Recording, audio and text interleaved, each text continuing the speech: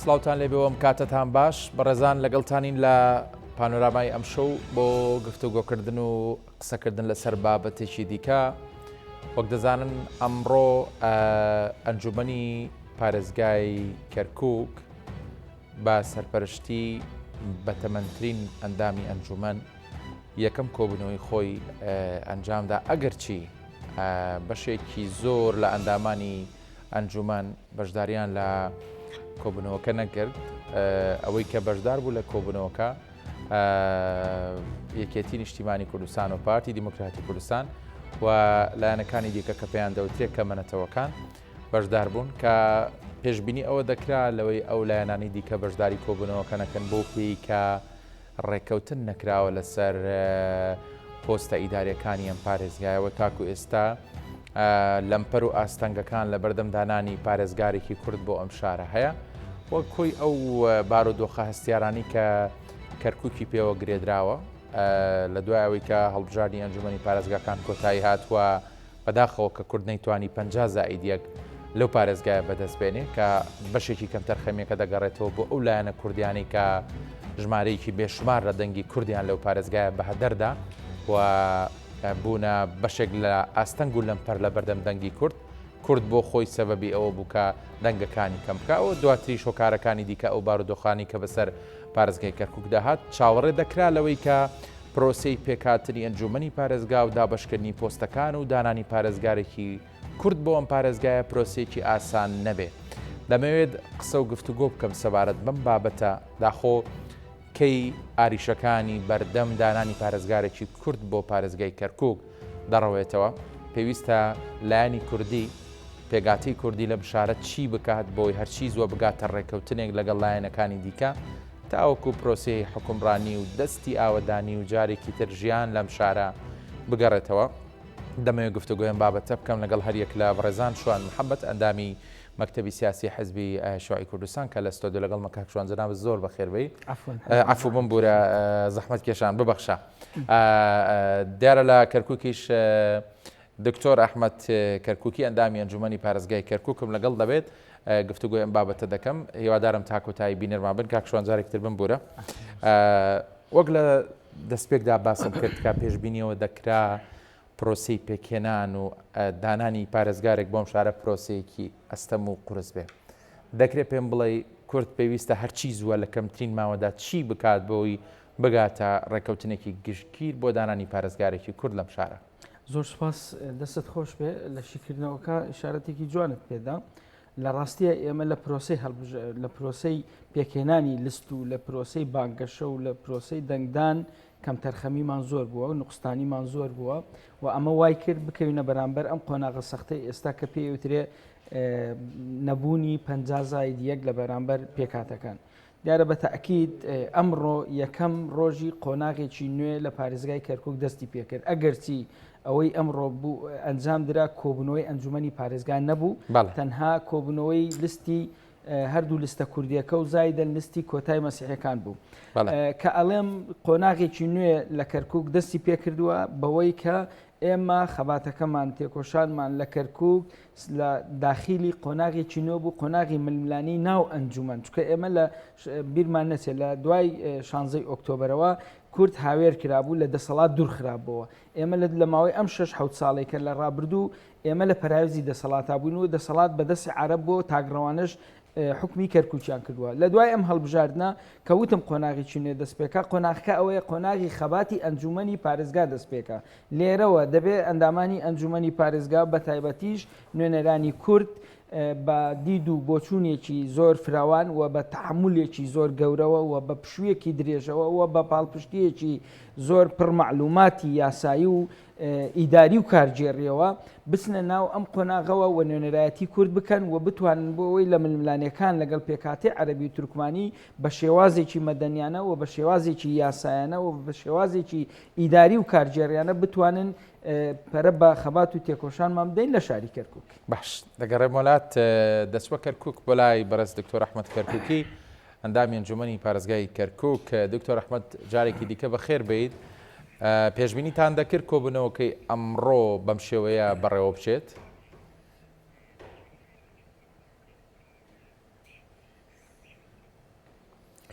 بەڵێ سلااوان لێ بێ سلااو لە بینەران و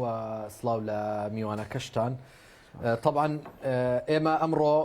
5/2/2024 وەکو تکایە خوابات دەنگم دووبارە نەبێتەوە بۆ ئەوی لێم تێک نەچێ بمبورن. فەرموو بەڵێ بەڵێ وەکو پارێزگاری بە وەکالەتی کەرکووک پێشتر داوای کرده بوو ئەندامانی ئەنجومەنی پارێزگای کەرکووک کۆ ببنەوە لە ڕۆژی دووشەممە کە 5/2/2024 کاتژمێر 2 لە بینای ئەنجومەنی پارێزگای کەرکووک ئێمە یەکەمین کۆبوونەوە ئەنجام بدەین وەکو وەڵامدانەوەی ئەو داواکاریەوە وەکو لایەنە یاسایەکەی ئێمە وەکو ئەندامانی نوێی ئەنجومەنی پارێزگای کەرکووک لە فراکسیۆنی کەرکووک بڵێن فراکسیۆنی یەکێتی نیشتیمانی کوردستان لەگەڵ پارتی دیموکراتی کوردستان و کوتلەی مەسیحیەکان ئامادە بووین کە ژمارەمان 8 ئەندام بوو وەکو بابەتێکی یاسایی ئێمە چاوەڕوانی کوتلەکانی دیکەمان کرد ئەندامەکانی دیکەمان کرد بۆ ئەوەی بێنە ناو کۆبوونەوەەوە بەڵام ئێمە پێشتر ئاگدار کرابووینەوە کە لایەن عەرەب و تروکمانەوە بایکۆتی یەکەمین کۆبوونەوەی ئەنجومەنی پارێزگای کەرکووک ئەکرێت بەهۆی ئەوەی کە هێشتا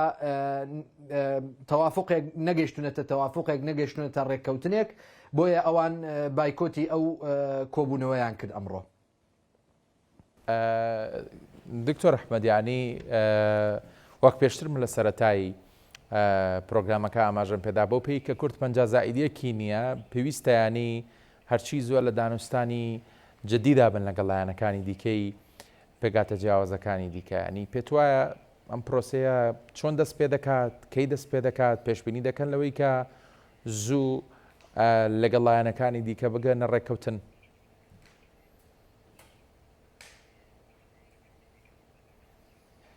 خۆی ڕێککەوتن و گەیشتن بە خاڵێکی ئیتیفاق زۆر گرنگە لەلایەن جیهەتە سیاسیەکانەوە. ئێمە هەر لە سەرەتاشەوە لە تەنسیقا بووینە وەکو چۆن پێشتر بە ئەندامەکانی دیکەمان ود لە کورتلەکانی دیکەیە وەکو عەرەب و تروکمان یەکەمین کۆبوونەوەمان مادام ئیتیفاقێکی سیاسی نەکراوە کۆبوونەوەیکی پرۆتۆکۆلی و تەشریفاتی ئەبێ هەر لە پێناو ئەوەی دەست بەکار بین وەکو ئەندامانی ئەنجومەنی پارێزگای کەرکووک بە فعلی مباشرەمان بۆ بنووسرێەوە بۆ دروست ببێ تا ڕێکارە ئیداریەکان تەواو بکەین بەڵام ئەوان بە پاساوی نەبوونی ئیتیفاقی سیاسی تا بگەن بە ئیتیفاقێک بگەن بە ڕێککەوتنێکی دیاریکراو ئەو سابیانە ناو هۆڵی کۆبوونەوەکانەوە سەرڕای ئەوەی ئەیانزانی کە هیچ بڕیارێکی سیاسی لەو کۆبوونەوەیان نادرێ بەڵام بایکۆتی کۆبوونەوەکەیان کرد ئەمەش بەجددی تەسیر و کاریگەری نەرێنی لەسەر بارودۆخی کەرکووک ئەبێت چونکە زۆرێک لە پرۆژە خزمەت گوزاریەکان زۆرێک لە ئەو بابەتانین کە پەیوەستە بە ژیانی خەڵکەوە پەیوەستە بە دەست بەکاربوونی ئەندامانی ئەنجومەنی پارێزگای کەرکووک. باشە دکتۆر ئەحمەد دەگەڕێم وڵات کاک شوانانی وەک دکتۆر ئەحمەدیش باسی کرد کە گرنگە بگەنە ڕێککەوتن بۆ ئەوەی ئەم دۆخە تێپەڕە بەڵامەنی ئەگەر بێت و لایەنەکانی دیکە زیاتر لە ئەستەحقاقی خۆیان داوا بکەن لە کەرکووکدا پێ دوایە ئەمە دەکرێت کورت چۆن هەڵوێستیە بەیان دەکرێت بوون بەشێک لە داواکاریەکانی خۆی بکە بە قوربانی بۆەوەی بگەنە ڕێککەوتن دارە خۆی بەتەنها کەرکووک بریتی نییە لە پارێزگار زۆر پۆستی گرنگی دیکە هەیە لەم پارێزگایەوە نییە بێگومان من کە دەستم بە قسە کرد وتم سەرەتای قۆناغێکی زۆر قورس لە کەرکووک دەستی پێ کردووە من دەمەوێت تیشکێ بخەمە سەر قسەکانی دکتۆر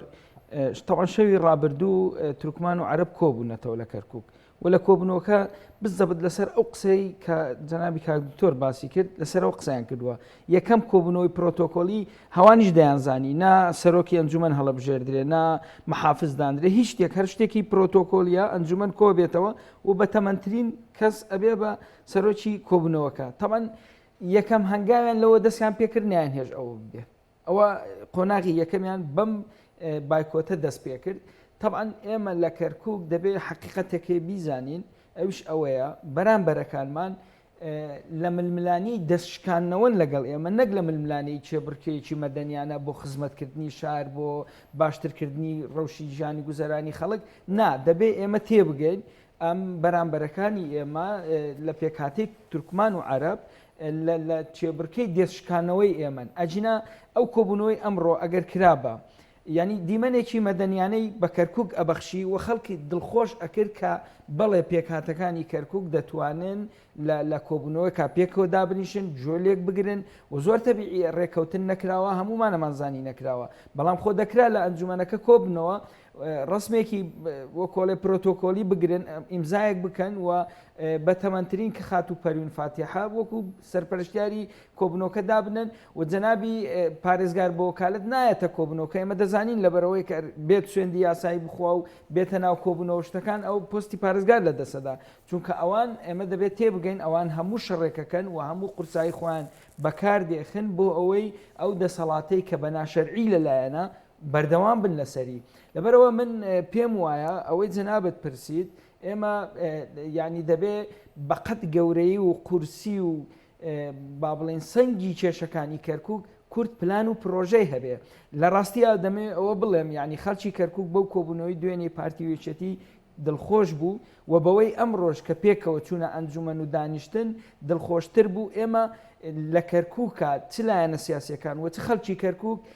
لە هەربژاردنەکان تەسحێماندا و کارمان کرد بۆ ئەوەی ئەمە بێتە بەرهەم و هیوادارین ئەمە بەردەوام بێ و پێکەوە بتوانن کۆمیسیۆنی گفتوگۆ لەگەڵ پێکهاتەکانی تریش دروست بکەن بۆ ئەوەی ئەم یەکگرتوویە ببێتە وڵامێک بۆ هەموو ئەوانەی کە دەیانەوێ ئەلقەلە بۆ ئەنجومەن دروستکەن ئەوانەی دەیانەوێ ڕێگای هەوراز بۆ کێشەکانی کەرکک دروستکەن نێلن ڕاستە ڕێبێتەوە لەبەرەوە ئەمە ینی دەبێ عەرەبەکانیش لێرەوە تێ بگەن ئێمە 5-6 ساڵە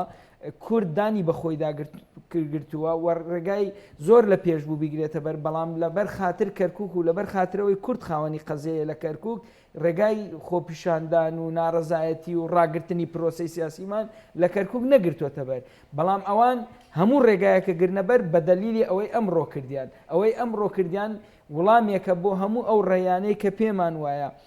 پێکهاتەی عەرەبی و پێکهاتەی تورکمانیش دوجار ئامادە نین هاوکاری و هەماهەنگی لەگەڵ کورد بکەن و ئامادە نین حەقێک کە ڕەوایە کە لە ڕێی دیموکراسیەوە بەدەست هاتووە بۆ کورد بیگەڕێننەوە لەبەرەوە کە دەسم پێکردوتم قۆناغێکی ناخۆش و تااقەت پڕکێن بۆ ئێمە و بە تایبەتیش بۆ برادرانی ئەنجومەن لە پێشە بەڕاستی دەبێ بەقەت ئەم تااقەت پرچێنەی قۆناغەکە ئەوان هەوڵ بدەن کاری بۆ بکەن و کاری جدی بکەن و ئەو کارەش تاکی دەکەمەوە ئەنجومەنی پارێزگا و بە حکمی ئەوەی ئەنجومەنی پارێزگا ڕاستەوخۆڕ و بەڕووی ململانیەکانە بێتەوە و دەبێت ئەم هاوڕێیانەی ئێمە لە ئەنجومەنی پارێزگا کە نوێنەرایەتی کورد و پێکهاتەکانەکەن دەبێت بە یەک لە ڕوانگەیەکی قوڵی تێگەیشتن لە دەستور و بابەتە دەستوریەکان و مستەشاری زۆر باشیان هەبێ دوو بەڕاستی تێگەشتنیی باشیان بۆ ئیدارە و ململانیەکان هەبێ سێ بەڕاستی مەتبەخێکیان هەبێ بتوانن لەوێوە بە بەردەوامی با بڵێن جواب و وڵامی هەموو ئەو پیلان و ئەو کۆسپوتەگەرانەی کە عەرەب و تورکمان لە کەرکک بۆ ئێمەی دروستەکەن دەبێت بە شێوازێکی مەدەنیانە و بە شێوازێکی دیموکراسیانەوە و بە شێوازێک کە بتوانین ڕووی دنیاش بەرامبەر خۆمان وەکۆڵێ خۆش بکەین بەو شێوێ جوابی بدەنەوە چونکە ئەرکەکانمان لە داهاتوو قورسترە لە ڕابردوو. زۆر باشە. دکتۆر ئەحمەدیانی ئەم دۆخە کە بم شێوەیە بەردەوامەیانی دەبێت لە خاڵێکدا بگاتە چارەسەر ینی ئەگەر جەدەل و گفتوگۆکان بۆ ڕێکەوتن لەگەڵ لایەنەکانی دیکە لەسەر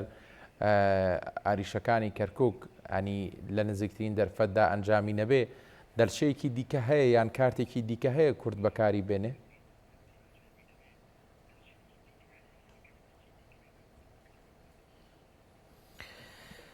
وەڵاهی من وەکو باسم لی کرد زۆر گرنگە ینی بە شێوەیەکی خێرا دانوستانەکان بڕواتە ڕێوە و هەرچەنە زووتر ئێمە بگەینە ئیتیفاق و بگەینە ڕێکەوتن لەگەڵ لایەنەکانی دیکەیە هێشتا زووە هێشتا درەنگە هێشتا کەمە زۆر گرنگە ئێمە ئەو لێک تێگەشتنە هەبێ بۆ ئەوەی ئەندامانی ئەنجومەنی پارێزگای کەرکک لە ناو دانیشتەکانیانە کۆمەڵێک پرس هەیە پێویستی بە یەکلاییکردنەوەی ئەو جیهەتانەیە ئەو لایەنە سیاسیانەیە باشترین نمونەش ئەمڕۆیە بە پاساوی ئەوەی کە هێشتا نەگەیشتونێتە ڕێککەوتنێکی سیاسی بۆیە ئەوان بایکۆتی ئەم دانیشتیان کردووە من نای شارمەوە نیەتێک هەیە نیەتێکی پەکخستنی ئەنجومەنی پارێزگا هەیە ئێمە وەکو خوێندنەوەمان بۆ بابەتەکە ئەوە ئەڵین بەڵام هیوادارین ئەو لایەنانەی دیکە لە عەرەب و لە تورکمان وەکو چۆن پێشتر ئێمە بانگەوازمان بۆ کردن ئێمە بە نیەتێکی پاکەوە ئەمانەوێت دەست پێ بکەین نامانەوێت ئەنجومەنێکی پارێزگا کە سەرەتاکەی بە کێشە و گرفت بێت دەست پێ بکە نامانەوێت بگەین ینی دەستپێکی ململانیەکان لە ئەو بابەتانەوە دەست پێ بکە یعنی نامانەوێت ئەنجومەنێک دروست بکەین دەستپێکەکەی بە گرفت بێ بە لێک تێنەگەیشتن بێ بە دوورکەوتنەوە بێ بەڕاستی یعنی ئێمە خۆزگەمانە خواست ئەمڕۆ ئەندامانی ئەنجومەنی پارێزگای کەرکووک هیچ نەبێ بەهات نایەتە ناو بینای ئەنجومەنەوە تا لە نزیکەوە ئێمە یەکترمان ببینایە ئەگەر بایکۆتی دانیشتەکانیشان بکردایە بچوونایەتە ژوورەکانی خۆیان بایکۆتیان بکردایە نەوەک ئەوەندە دوورکەونەوە لە ئێمە بۆ ئەوەی ئێمەش تەسەوڕێکی وامان هەبێت کە وەکو کاکشوان باسی کرد لایەنەکانی دیکە لەگەڵ ئێمەیە بەڕاستی دەچکانەوە کە نەک منافەسەیەکی مەدەنیانە ئەمە وای کردووە خەڵکێک لە دەرەوەی ئەنجومەنی پارێزگای کەرکووک ئابەم جۆرە تێبگا ئێمە لە سەرەتاوە باسمان کردووەوە زۆر بە شانازیشەوە ئەیڵین ئێمە لەگەڵ دروستکردنی حکوومەتێکی مەحەلین بەڵام حکوومەتێکی بنکەفراوان حکوومەتێکی فرەلایەن حکوومەتێک کە سەرجەم لایەنەکانی دیکە تایدا بەشدار بێت خۆ ئێمە ئەمانتوانی بە ینی بۆ نمونە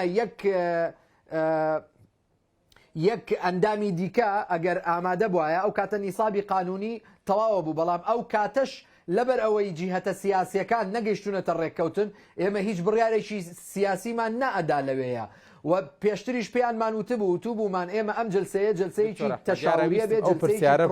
ئەگەر بەهاشتی کورد ئەمە جگە لەگەڵ لایەنی مەسیحی 50 زائیدێکیشی تەواو بکردایە ئێوە هەر ئامادە نەبوون کۆبوونەوە کە بکەن و پۆستەکان دابش بکەن و پارێزگارێک بۆ ئەم شارە دەستنیشانکان ینی دوجار احترامەنیان وەک ڕێزێک بۆ مێژوو ڕابردووی سیاسی پێگاتەکانی دیکەش لە کەرکووک هەر دەستی ڕێکەوتنتان درێژ دەکرد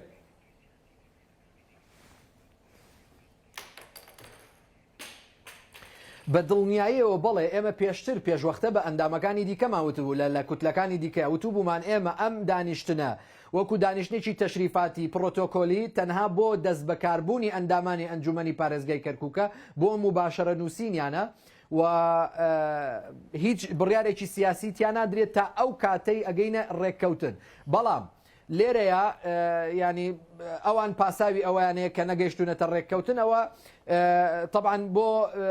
وەزعی کەرکووک خراپە و لەلایەکەوە بۆ شەقامی خۆشیان خراپەکە شەقامی خۆشیان لە خۆیان تووڕە ئەکەن وەکو کاکشوان وتی ئەوان هەموو شەڕێکەکەن بۆ ئەوەی ئەو ململانەیە بەلای خۆیانە ڕاکێشن بەڵام ئێمە بەجددی ئەمانەوێ حکوومەتێکی فرەلایەن دروستکەین لە ناو ئەنجومەنی پارێزگای کەرکووکە تا بە زووترین کات خزمەتی خەڵکی خۆمانی پێ بکەین لەم شارەیە بەڕاستی ئێمە جگە لەوە پێش ئەوەی بچینە ناو کۆبوونەوەی ئەنجومەنی پارێزگا ینی تەنانەت ئەم هەڵبژاردێشمان لەبەر دەستا بوو تەسەورکە لە کۆی 16 ئەندام تەنها 15 ئەندامی ئەنجومەنی پارێزگای کەرکووک سوێندی یاسایی خواردووە لە ڕووی یاساییەوە نیوەی ئەو 15ە ناکاتە نۆ بەڵکو ئەکاتە هەشت ئەو کاتە ئەمانتوانی ینی لە ڕووە یاسایەکەەوە جەدەلێکی تیا بوو بچینە ناو هۆڵی دانیشتنەوە ئەنجامی بدەین یان ئەنجامی نەدەین ئێمە ئەوەشمان لەبەر دەستا بوو تا بەکاری بێنین بۆ ئەوەی بە هەشت ئەندامەوە جەلسەکە دەست پێ بکەین بەڵام ئێمە هەر قبولمان نەکرد وتمان ڕێز لە پێکاتەکانی دیکە ئەگرین ڕێز لەوانە ئەگرین کە نەهاتنە ناو کۆبوونەوەەوە تا ئەو کاتەی قەنەعەتیان پێەکەین بێنە ناو کۆبوونەوە و کۆبوونەوەکان بە ئاسایی بڕاتە ڕێەوە باش دەگەڕێمەوە لا دکتۆر ئەحمەد کاکشوان هەر دەمەوێت سەرنجی تۆ لەسەر هەمان پرسیار بزانم یعنی ئەگەر کورد ئەو دەرفەتەی لەبەردەم بواە و 50 زائیدێکی ئەم پارێزگایشی هەبواە پێت وایە ینی ئەم دۆخەی ئیستیغلالە کرد بۆی لایەنەکانی دیکە پاراوێست بخادیان نەخێر وەک دکتۆر ئەحمەدیش باسی کرد دەوەستان لەوەی کە هەر لایەنێک بەقەدەر ماندوی و بەقەدەر مێژووی سیاسی و خەباتی خۆی لەو شارە ئەرک و مافی بەرکەوە. لە ڕاستیە پرسیارەکە گریمانەیە، بەڵام من بە نمونەیەک وڵامی دەمەوە. لە 2005 کورد لە 41 کورسی 26 بەدەستێنا، عەرەب تورکمان 9 کورسی، عەرەب 6 کورسیێنا. سەرۆکی ئەنجومەن درا بە تورکمان و جێگری پارێزگا و کۆمەڵێک بەڕێوەبەری گشتی درا بە عەرەب کە ئیستحقاقی دەنگدانی خۆیان نەبوو. ئەمە وڵامە بۆی ئەگە کورد ئەم جارش 50 زایدیەکی بێنایە بەو شێوەیە نابووەوەیانەکەن. من قەنەعەتم وابوو کورد بە وجدانتر تەحمل لەگەڵ ئەوان. بۆچیە دەکەواتە بۆ نەهێنەکەشەوە بۆ بەڵام شەڵڵا ئێمە 50 زایدیەکمان هەبووە ئەمڕۆکە من بۆ خۆمەوە قەنەعەتمە من لە بەرەو پیاوی حزبیم مشکلەم نیە، هەموو قسەیەکەکەم دکتۆر ڕەنگە لە ڕووی هەندێک حساباتەوە کەمتر ئەوکە، بەڵام من بۆ خۆم قەنەعەتم وایە بە تەجروبەی 20 ساڵی ڕابردوومان لە کەرکووک و بۆ ڕابردووشمان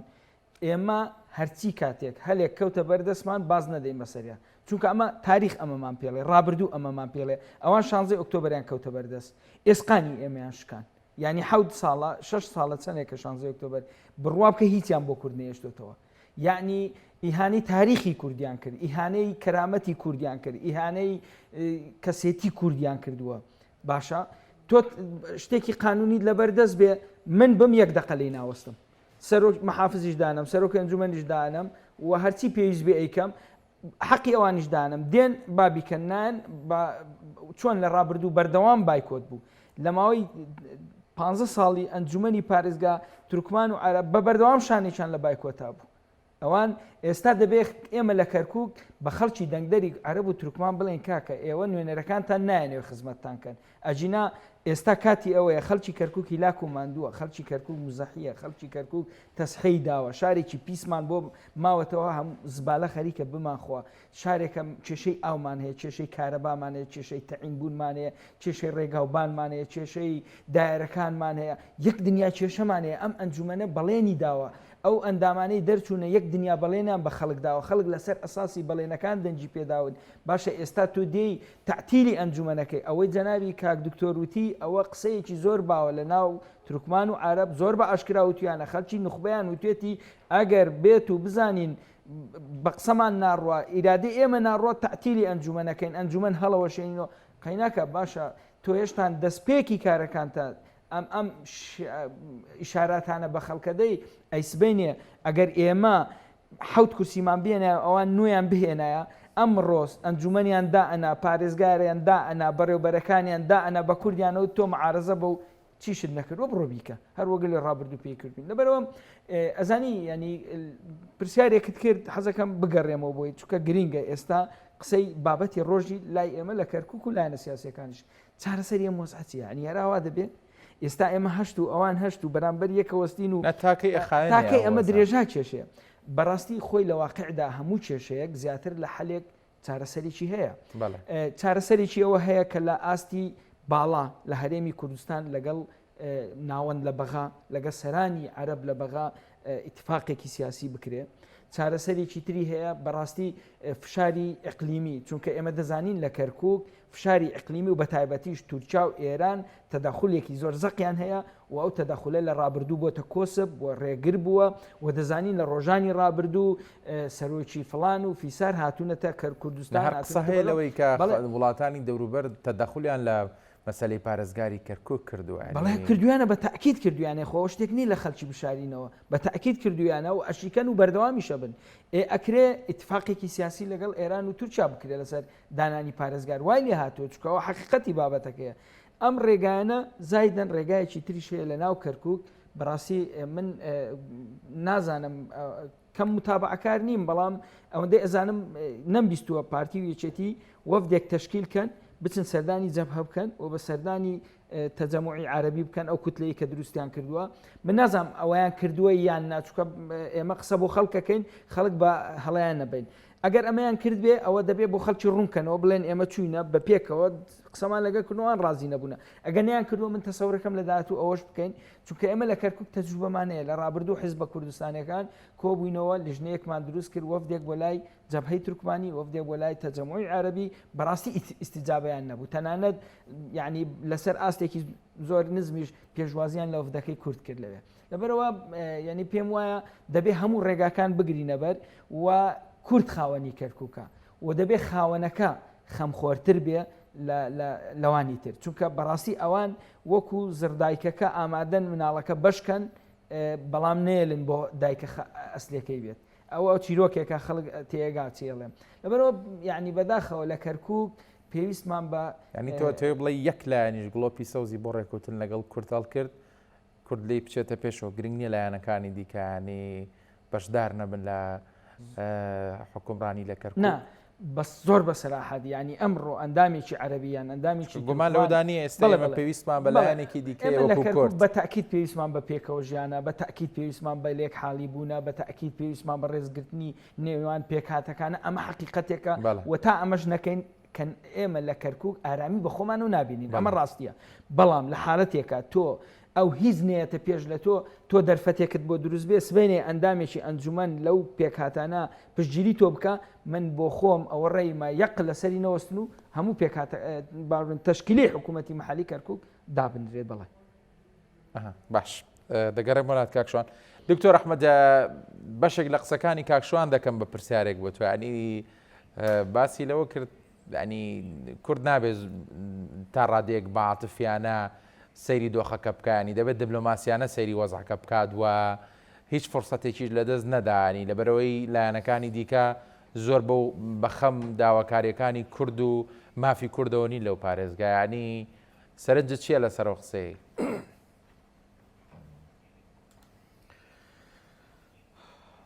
بەڵێ طبعا من ڕێزم بۆ کاکشوان هەیە دیارە لە دڵسۆزی خۆیەوە ئەو قساناکە سوپاسی یەکەم بەڵام من مخالفەی قسەکان یەکەم لەم ڕوانگەیەوە کە بە تەکید نابێ کورد بە عاتفی بیر بکاتەوە بەڵکو ئەبێ بە یاسا بە عەقڵ بیر بکاتەوە و هەنگاوەکانی بنێ و ئەوەی کە ئێمەش کردومانە وەکو یەکێتی نیشتیمانی کوردستان لەو پەڕی عەقڵایە ئێمە من لەسە لە قسەکانمان باسم کرد ئەمانتوانی ئەگەر یەک ئەندامی ئەنجومەنی پارێزگای کەرکووک لەگەڵمان نابوایە لە ڕووی یاساییەوە هەموو شتێک بکەین وەکو یەکلاییکردنەوەی ئەنجومەنی پارێزگا سەرۆکی ئەنجومەنی پارێزگا جێگرەکەی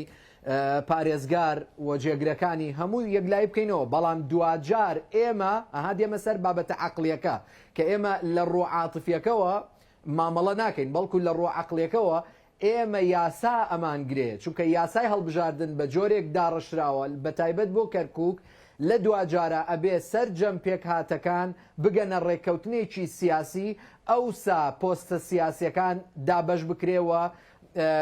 یەکلا بکرێتەوە لەناو ئەنجومەنی پارێزگای کەرکووکە بە فعلی وایە ئەم دەرفەتانەی کە دێتە پێشەوە بۆ کوردی کەرکووک نابێت لە دەستی بدا ئەبێ هەموو هەوڵەکانی بخاتە هاوڕای ئەو قسانەی کاکشوانم لەو ڕوانگەیەوە کە باسیە کرد کورد ئەبێ لە سەروی خۆیەوە لە بڵین لە قیادەی خۆمان بۆ لە بەغداوە هەوڵدانیان لە سەروی ئەم ئەندامانەی کە ئێستا لە کەرکووکا بوونیان هەیە هەوڵی جددی بدەن بۆ ئەوەی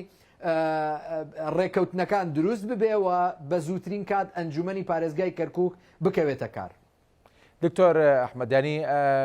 ئەوەی کە دەبینێ دانی لایەنە کوردیەکان بڕیاری ئەویان داوە کە پێکەوە یەکدەنگ بن ئەوە بچنە سەرمێزی گفتوگۆ لەگەڵ پێگاتە جیاوازەکانی دیکە لە کەرکووک بەڵام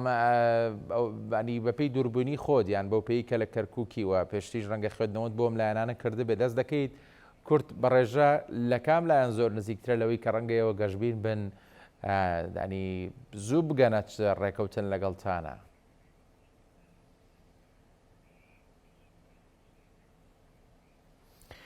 ئێمە وەکوی لایەنێکی دیاریکرا و ناتوانین بڵێن لایەنێک لێمان نزیکە یان دوورە چونکە ئەوەی کە ئەبینین لە ناو خۆشیانە عەرەب و تورکمان ناکۆکن ینی زۆر ناکۆکن لە ناو خۆیانە ئێمە وتومانە وەکو کورد بەگشتی دەرگەمان کراوەیە بەڕووی هەموو لایەنە سیاسیەکان تا گفتوگۆی سیاسی ئەنجام بدەین و بگەینە ڕێککەوتنێک بە دڵی هەمووان بێت بەڵام تا بێت ئەو لایەنانی دیکە دوور بن لە ئێمە و دوور بکەونەوە بەڕاستی ئێمە ناگەینە دەرەنجامێکی ئەوەی دیکە. ئێمە خوێندنەوەمان بۆ بارودۆخەکە ئەوەیە کە هیوادارین نەگاتە ڕادەیەک ئێمە ناچار بین داوا لە محکەمەی ئیتیحادی بکەین بۆ ئەوەی ئەم بابەتە یەکلا بکاتەوە چونکە ئەنجومەنی پارێزگای کەرکووک دەسەڵاتێکی زۆر باشی هەیە بۆ یەکلاییکردنەوەی پۆستەکان ئەتوانین بەسەر جەم پێک هاتەکانەوە بڕوات بێ ئەوەنە پۆست زۆرە بەشی هەمووانەکە و هەموو لایەنە سیاسەکان پێویستەکە بگەن بەو قەناعەتەی کە خەڵکی دەنجی بە ئێمە داوە لە پێناوی ئەوەی ئێمە خزمەتکاریان بین بچین خزمەتیان بکەین. ئێستا حالیەن لە ناو کەرکووکە دەنگدەری عەرەب و تروکمان لە نوێنەرەکانیان تووڕەن لە نوێنەرەکانیان بێزارن بۆ لەبەرەوەی ئەوانیش چاوەڕی خزمەت گوزارین ئەوانیش چاوەڕی دەست بەکاربوونی ئەندامەکانی خۆیانیانن بەڵام ئێستا ئەبینن کە دەستیان کردووە بە بایکۆتکردن و بە دوورکەوتنەوە بەڕاستی ئەمە بە دەستپێکێکی باش نبینین ئێمە. باشە کاک شوان دکتۆر ئەحمەد قسەیەکی کرد تا ڕادێک تاواکەری قسەیەکی توێ کە باسی لەو کرد دەنگدەری عەرەب و تورکمان نیگەرانن لە نوێنەرەکانیان ئەمە چۆن دەکرێت بابەتێک بقۆزرێتەوە کورد بتوانێت بارەزی بکات لەوەی کە چۆن باست کرد لە سەرەتانی بە عەرەب و بە تورکمانیش بڵێ کە ئێوە خۆتان لەمپەرن لەوەی کە دەستی ئاوادانی بۆم پارێزگایە بگەڕێتەوە. لە ڕاستیە تەسەور ناکەم بابەتێکی زۆر گرنگ بێت و کوردی ئیسفادەی لێ بکە چونکەمە هەست ناکەی جۆرەك لە ئیزدیواجێتە تۆ متمانە داوە بە نوێنەرێکی خۆت بەڵام ئێستا لێ نیگەرانی ینی ئەم هاوکێشەیە چۆن یەکسانە ململانیەکان لە کەرکووک یعنی قۆناغی زۆری بڕیوە بەڕاستیە بڵێم قۆناغی زۆری بڕیوە ئەگەر هەمومان بچینە سەر تەلەڤیزیۆن و بە دەنگدەری تورکمان بڵێن کاکە نوێنەرەکەی ئێوە نایە خزمەت کا بڕوامان پێ ناکەن و هەوان شەروە یعنی ئێستا هەموو عەرەب بێ بڵێ دکتۆر ئەحمەد کەرکووکی پیاە خراپە منە لەم کوردە لە تو پێم باشترە لەبەرەوە بەڕاستی جیابووینێتەوە پێکهاتەکان لە کەرکووک زۆر بە وردی جیابووینێتەوە لە ململانیەکانمان لە دابەشبوونمان عەرەب و تورکمان بخۆیان نێوانیان چۆن عەرەب و تورکمان نێوانیان زۆر باشە بە دەلیلی ئەوەی ئەمڕۆ کردیان دوێنێ شەو کۆبوونەوە بڕۆ بڕێکەوتن تۆ حەقت نەبێ ینی ئێمە لە ناوخۆشمانە من تێیدی سیاسەتی یەکێتی و پارتی ناکەم لە کەرکووک ئەو تێیدیە گرتو ناکە ئەو بەڵام بەڕاستی گرینگە ئێمە لە کۆتاییە هێڵێکی سوور هەبێ کەسمان نەیبەزێنین ئێمە لە کەرکووک وامان کرد لەو هەڵبژاردنە ئێمە نەلیستمان هەبوون دەنگیشماندا و پشتگیری لیستی کوردیمان کرد و بانگە شەشمان کرد و هیچ بەرژەوەندێکی نە حزبی نە شەخسی بۆ ئێمەتیان نەبوو بەڵام بەرژەوەندێکی نەتەوەی تیابوو ئێمە سەرمان لە ڕێ بوو بۆیە لە کەرکووک ناگەینە نەتیجە بەم وەزعی کە هەمانە بەڕاستی پێ بڵێم یاساکەش کە جەنابی کاک ئەحمەد باسی کرد وهایان داڕێشتووە کە وەکو ئەڵێ بەسمێک بنەنەوە بۆ خەڵکی کەرکووک بە ئاسانی لێ دەرنەچین و ئەوەی ئێستاش زۆر بینم جۆم لێ باسەکرێت کە محکەمە ئیتیحادی من پێم وایە هەر بابەتێکی کوردی یان نزیک لە کورد بچێتە بەردەست محکەمە ئیتیحادی یاریکردن بەکات یاریکردنە بەکات و نمونەکەی دوێنێکە کۆبوونەوە لەسەرەوەی یاسای ئەنجومەنی ئەوەی پەرلەمانی عێراق کوردستان ڕێکخەن چیان لێ کرد بۆ دومین جارە یاری بەکاتەکەن کەواتە تۆ نابێ هیچ بڕواایەکەت بەو محکەمە و بەو شتانە هەبێ ئەوەی بەدەستی خۆمان لە کەرکووک بەدەستی بێنین هی خۆمانە لە ناو دەستی خۆمانە و باقیەکە هیچی خۆمان نییە و سروشتی ململانێکە ژوایە بەڕاستی زۆر لێکی جیا کردوینێتەوە ئەوە دەستی وەردانی دەرەکی هەیە کاکە حەزب هەیە لەو کەرکووکەیە یعازی بۆ نەیە مەرحەبای کەس ناکە هەتا یعازی بۆ نەیە پێشوازی من بۆ کولایەنێکی سیاسی داوام لە حزبی تورکمانی کردووە مەسەلەن وتومە دێن بۆلاتان ڕازی نەبووە یعنی حزبێک لە کەرکووک ئیش بکە و سیاست بکە ئامادە نەبێ کەسێکی کورد ببینێ باشە ئەم عقلێتە ئەمانگەێنێتە چۆ بۆیە من لە دەستپێکەوە بۆی بەڕاستی بینەر یان خەڵکی کەرکووک من لە کەرکووک هەمیشە بە خەڵکم تۆوتمە دەبێت تێبگەین لەوەی ململانێکەمان زۆر قورسە کەوا ئەڵێم ئامانجم هەیە لەم قسێ بەڕاستی ئامانجمەوەی ینی خەڵکان نەخەڵەتێن ئێمە لە کەرکووک پێکەواژێن چکە بەڕاستی ئێمە لە کەرکووک وەکو کورد زۆر تەسهێمان لەسەر ئەم سیاسەتەدا زۆر زەرەرمان کرد ئەوەندەمان باسی پێکەوە ژیان و ئەوە کرد وامان لات و زۆر تەبیعی بوو کاکە محافظ عەرەبە بە عەرەب بەڵام ئەوان کارەساتە قەومیانن لەسەرەوە ئێستا تۆ زۆری نەشت تێناوە حەقی خۆتە بە پێوەری دیموکراسی بە پێوەری دەنگدان بەڵام ئەو ئامادە نییە ینی دوای بەڕاستی ناخشیان نییە پۆستەکانیان بەشارێکم دروستەکانی ئەوی بە حاڵی و کەسی کەم ئەم بەرپرسیارەتی وەرەگریانی بەم هەموو جیاوازی و کاگەحمەد و هاوڕێکانی قڕێکە باسێکی بەرحاڵ دەگەڕێمەوە لا دکتۆر ئەحمەد وەڵا نانی بەڕاستی بارودۆخەکە یان ململانەکان لە شوێنێکە ینی چۆن کوردوتەنی ئەڵێ کوڕی خۆیەوێ شەڕی ئەم بەرێ بکانی بەڕاستی ئێوە پێتان وایە ئەنی دەکرێت بۆ نمونە لە دوای ئیشەڵا گەر بگەنە ڕێکەوتن و ئەوانە کورد بتوانێم تەوازنە ڕابگرێەوە ئەنی نەشیش بسووتە و نەکە باب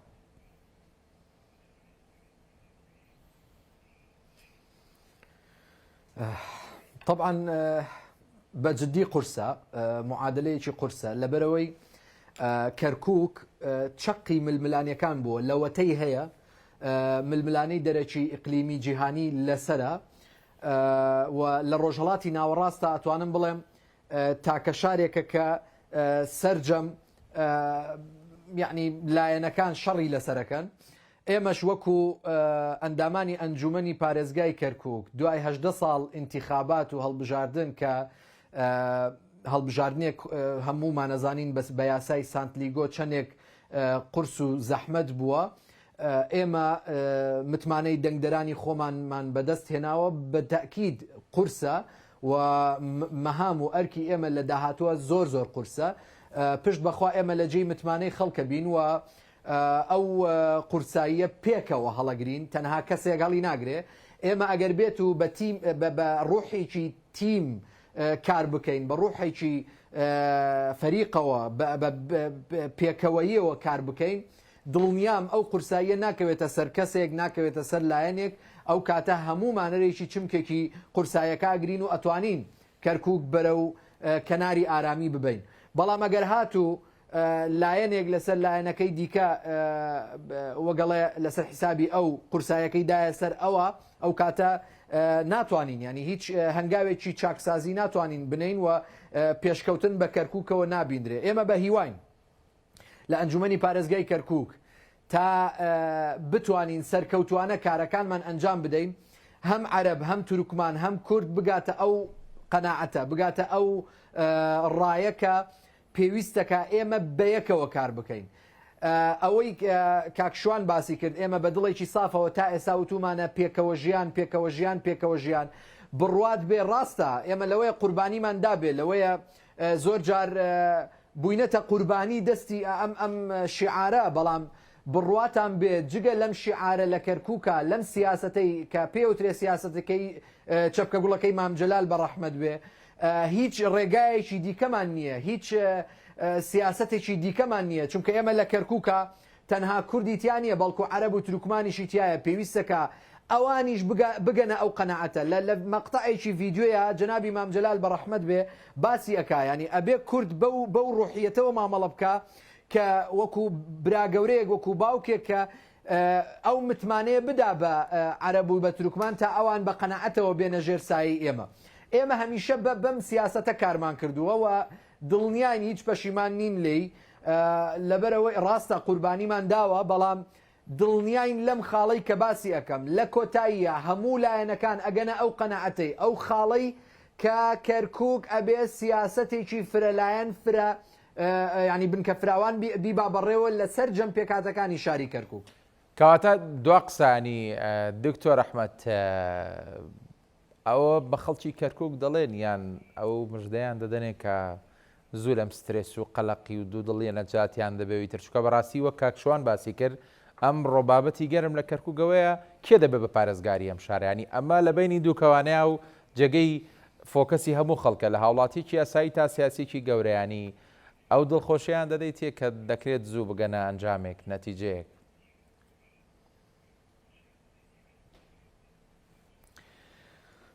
ئێمە کاتێک کۆبووینەوە ئەمڕۆ لە ناو بینای ئەنجومەنی پارێزگای کەرکووک بە یەکێتی نیشتیمانی کوردستان و بە پارتی دیموکراتی کوردستان و بە فراکسیۆنی مەسیحیەکانەوە طبعا هەر بڵاوبوونەوەی وێنەکانمان خۆی جێی دڵخۆشی بوو بۆ دەنگدەرەکانمان بەو پێی ئێمە بڕیارمان داوە یەکگرتوانە یەکدەست بین